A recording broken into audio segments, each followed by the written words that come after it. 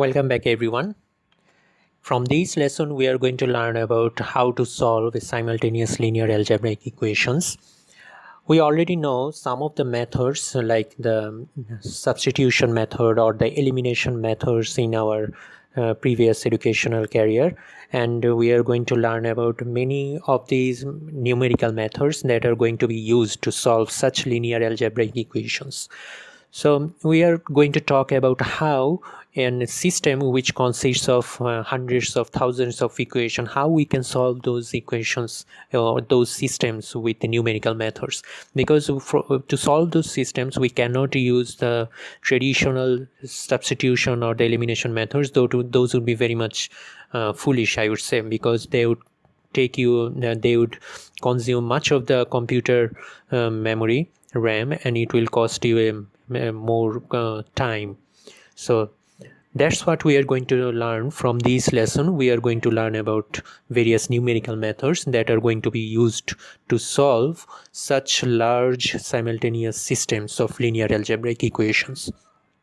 So before diving into those numerical methods, we are going to cover some of the details that are used like non-computer methods like elimination, Cramer's rules, or the substitution methods. We are just going to give you an overview of those non-computer methods. So let's dive into the details.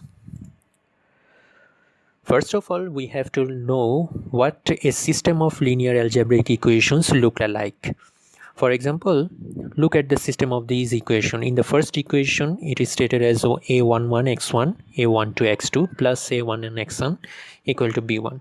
So in this way, there are actually n equations, and here all the a terms, a11, a12, a21, a22, these a terms are constants. Also, these b terms, which are situated on the right hand side of those equations like b1, b2, bn, these terms are also constants. So there are many constants. These a terms are constants and these b terms are also constants. And how many equations are there? b1, b2, bn. So there should be equations, there should be n equations in this system. So what is the target? We need to find out the value of the unknown terms like x1, x2, xn. So in all of these equations, look at this, there are some unknown terms in each of those equations like x1, x2 up to xn. So these are the unknown variables that we are going to find out using various methods. So first of all, let's see what non-computer methods are being used whenever the system is very small. So for example, say there are 3 equations, a system that consists of only 3 equations, or let's say just 4 equations. So for such small systems, we do not need to use numerical methods because they will actually overburden. So for such small system, we use these equations, these methods actually, graphical approach or the Cramer's rule, the elimination method, and the substitution methods. I guess you already know some of these methods. So let's just give an overview of these methods. So let's first see how graphically you can solve the system of equation. Actually, the graphical approach is very much suitable whenever the number of equations is less than or equal to 3, because whenever the system consists more equations greater than 3, we cannot actually use the graphical approach, because in that case the dimension will increase beyond 3 and we cannot actually visualize a figure that is in dimension 4 in dimension, or that has a dimension of 5, 6 or greater. So that's why these graphical approaches are more suitable whenever the number of equations are less than or equal to 3. So let's see how we can use this approach. For example, let's say we have these 2 equations, a system that consists of only 2 equations. That means we are going to have 2 unknowns, x1 and x2. So the constants are a11, a12, a21 and a22, and these on the right hand side we have the b constants. So if we just rearrange these 2 equations, we will get these forms like on the left hand side we are going to place only the x2 value, and on the right hand side we are going to place all the other values. So if we just modify these two equations in just some algebraic manipulations, we will get these two equations, which are the equations of x2 that depends on the value of x1. So if we just plot these two equations in the figure, we will see that there are two curves. The first one, this is the first one, and the second one, this is the second one. So these two separate equations, they are going to intersect at some point in the space. Look at this. On the x-axis we have the variable x1, and on the y-axis we have the variable x2. So in the previous slide we have seen that the two equations were expressed in the notation of x2 that depends on the variable x1. So x2 is the dependent variable and x1 is the independent variable. So that's the figure whenever we are going to plot these two curves. And these two curves are going to intersect at some point. Let's say this is the point, and the corresponding x1 and x2 values, we get the intersection, we get the x1 value at this intersection from the x-axis, and we get the x2 value from the y-axis. Look at this, the solution is x1 equal to 4 and x2 equal to 3. So this is the way that we use the graphical approach.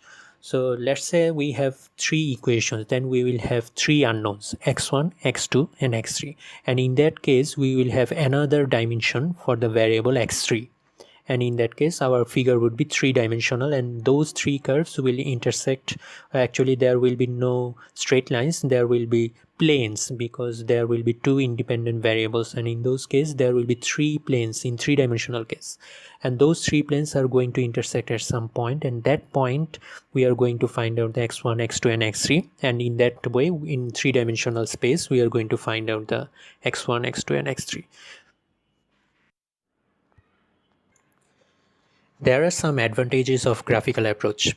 For example, whenever we plot the curves in the graphical plane, 2D plane or 3D plane, looking at the behavior of those curves, we can determine whether those curves will have any solution or not.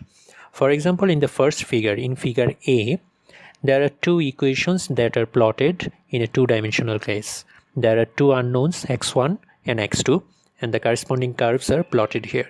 And look at this, these two curves are parallel to each other, and they are not going to intersect at any point within the known space. That means there is going to be no solution for these two equations. Okay, so that's the benefit of graphical approach. We can easily determine whether we can have a solution or not. Now let's look at the figure B. In this figure there are two curves, the first curve and the second curve, and if we look at closely we would see that these two curves are actually the same curve. They are going to be the same straight line, because we can easily determine the second equation through some algebraic manipulation from the first one. So that means these two equations are actually the same equations, and in that case there will be an overlap between these two curves. That means one curve will be exactly matched with the another curve, and in that case we will have infinite number of intersection points. That means there are going to be infinite number of solutions for these two equations, because they are the same equation actually. And then look at the figure C. In that figure these two equations are separate equations, they are not the same equations. Also these two equations, these two curves are not exactly parallel, but they are situated in such a way that it is very hard for human eye to determine the intersection point. So these systems are very much ill-conditioned system. These are called ill-conditioned system because the intersection point is not readily visible, and they are not easily determinable from the figure, and that's why this is an ill-conditioned system. So in this way we can use the graphical approach to determine whether there will be a solution to the equations, or there will be an infinite number of solutions, or there will be a solution that is very much hard to determine. So that was the graphical approach. Now let's dive into another non-computer method, that is very much popular in the engineering field, which is called the Cramer's rule. I guess you already know, some of you already know about the method Cramer's rule. In this Cramer's rule, we are going to use some of the matrix notations. For example, in the linear algebraic system that we have seen a couple of slides earlier, that there are many a constants. That means the constants that are with the unknown variables. Those constants are a11, a21, a31, and so on. So with those constants, we can construct a matrix, and we are denoting that matrix with the letter D. So D is a coefficient matrix of the unknown variables of that system. So how we are going to use Cramer's rule? Let's see. First of all, to use the Cramer's rule, we need to determine the determinant of D matrix. That means we need to determine the determinant of these coefficient matrix. So I guess you already know how to determine the determinant of a matrix. We can determine the determinant in this way. So I guess you already know the method. So after that, the second order, the value of the second order determinant, which is denoted in this way and can be found as this. So using these notations, we can easily determine the determinant. So that's up to you. You please go through the details of how we can determine the determinant of a matrix. So after that, what is the purpose of that determinant? Look at this. We can get the unknown terms at a single step using Cramer's rule. For example, say there are three unknowns, x1, x2 and x3, and there will be corresponding coefficients, a11, a12, a13 and a21, a22, a23 and so on, and there will be a coefficient matrix D. So x1 variable, the value of x1 can be easily determined from these formula. So what is this formula? Look at this. On the denominator, we have the determinant of the coefficient matrix. Okay, this is fixed, the determinant of the coefficient matrix. But what is the value of the numerator? How we get this matrix? Look at this. Whenever we are going to find out x1, and if you carefully notice that there are three x1 terms in each of the equations, and we are going to substitute the corresponding a coefficients by the b coefficients. Since we are determining the x1, we are going to substitute the first column of the determinant matrix by the b constants that are used in the equations. So that means for x1 we are substituting the first column, and the rest of the two columns are going to be stay as it was. They are not going to be changed. So in this way we determine the determinant of this numerator, and we divide the numerator by the determinant of the coefficient matrix that we determined earlier, and the division result is going to be the value of x1. Similarly, we can determine the value of x2, but in that case we are going to substitute the second column. That means the second column is going to be replaced by b1, b2 and b3, and the first column is going to stay the way it was. That means in the first column we had the coefficients a11, a21 and a31. So those a constants are going to be stay as though they were, and the second column is going to be replaced by these b constants for x2. And in the same way we are going to determine the determinant of that matrix and divide the result with the determinant of the whole coefficient matrix, and in this way we can find out the value of x2. For x3 we are going to replace the third column with the b constants and find the determinant, divide the determinant by the whole coefficient matrix's determinant, and in that case we will find the value of x3. So in this way we use the Cramer's rule. So I guess you already know how to use this Cramer's rule. Most of you already know. So please go through some of the examples using Cramer's rule. They are very much straightforward and easy. So let's look at an example using Cramer's rule. Say we have a system of three equations, and the corresponding unknown variables are x1, x2 and x3. So we take the coefficients of each of these unknown variables and construct the coefficient matrix. Look at this. For the first equation, we have the coefficient 0.3. That is here 0.3. The coefficient of x2 in the first equation is 0.52, which is going to be here 0.52. And the coefficient of x3 in the first equation is 1, and we are going to place 1 in this place. So these three values, numerical values, they denote the coefficient of the unknown variables in the first equation. Similarly, we take the coefficients from the second equation and get the second row, and take the coefficients of the third equation and get the third row. So in this way we construct the coefficient matrix D from the original system of equations. And if I ask you what are the values of B constants, simply they are going to be the value of the values, numerical values that are on the right hand side of the equations. That means B1 is equal to minus 0.01, B2 is equal to 0.67, and B3 is equal to minus 0.44. So those are the B constants. So once we get the determinant of coefficient, we will be moving forward to find out the value of the unknowns. So we have the determinant of the coefficient matrix, and we are going to find out the determinant of that coefficient matrix, and that is going to be minus 0.0022. So it is very straightforward. We are just calculating the determinant of the minors that are 2 by 2 matrix, and using those minors we are going to calculate the determinant. So that is very straightforward to find out the determinant. So the determinant is minus 0.0022. So please try out this calculation at home. It's very straightforward to find out the determinant. Next we are going to find out the unknown variables x1, x2 and x3. So in all of those unknown variables, if you remember that in the denominator there is the determinant value of the whole coefficient matrix. That means the denominator is going to be the same in all of these three cases, but the changes will be in the numerator. So whenever we are going to find out x1, we are going to replace the coefficient matrix, the first column of the coefficient matrix, by the B constants. So look at this, the first column of the coefficient matrix is replaced by the B constants, and the second and third columns are remaining same.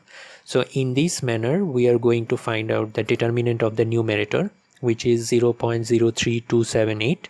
We divide this result by the determinant of the whole matrix, coefficient matrix, and the result is minus 14.9. So this is the value of x1. Similarly, for finding the x2, we are going to replace the second column of the coefficient matrix by the B constants, and then we are going to find out the new determinant and divide the result with the determinant of the whole coefficient matrix, which is minus 29.5, and in this manner we can find out the value of x3, which is 19.8. So these are the three values of the three unknown variables, and these are the results of the system of equations that we have seen in the last few slides. So that's how we are going to use the Cramer's rule. Next, let's see what is the elimination rule. That's very straightforward. Let's say we have two equations, a system of two equations, and from any of this equation we are going to find out the value of one unknown variable in terms of the others. That means, let's say we have these a11x1, a12x2, and a21x1, a22x2, and we are going to multiply, or we are going to algebraically manipulate these two equations in such a way that the one unknown variable is being subtracted from the system. So let's see how we can do that. For example, if we multiply the first equation by a21 and we multiply the second equation by a11, then the two equations will look like this.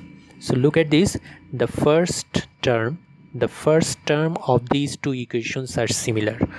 So these two terms are these two terms are exactly similar. So if we subtract one equation from the other, this first term will be subtracted and it will vanish. So in that case, after subtraction we will have only the x2 unknown variable.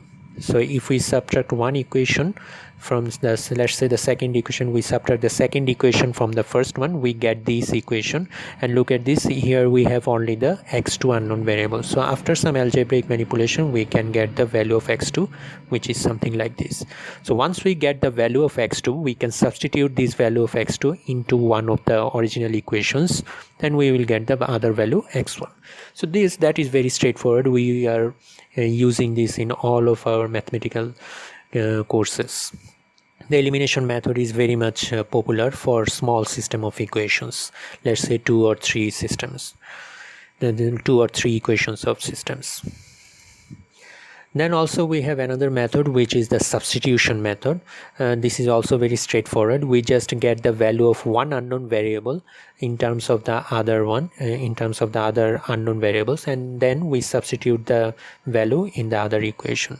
Let's say from the first equation we determine the value of x1 and then substitute the value of x1 into the other equation, and in that way in the second equation we will have only the x2 unknown variable, and then we can algebraically manipulate that equation to find out the value of x2. And after finding out the value of x2, we can again substitute the value of x2 in the first one and can get the value of x1. So that is very straightforward for substitution method.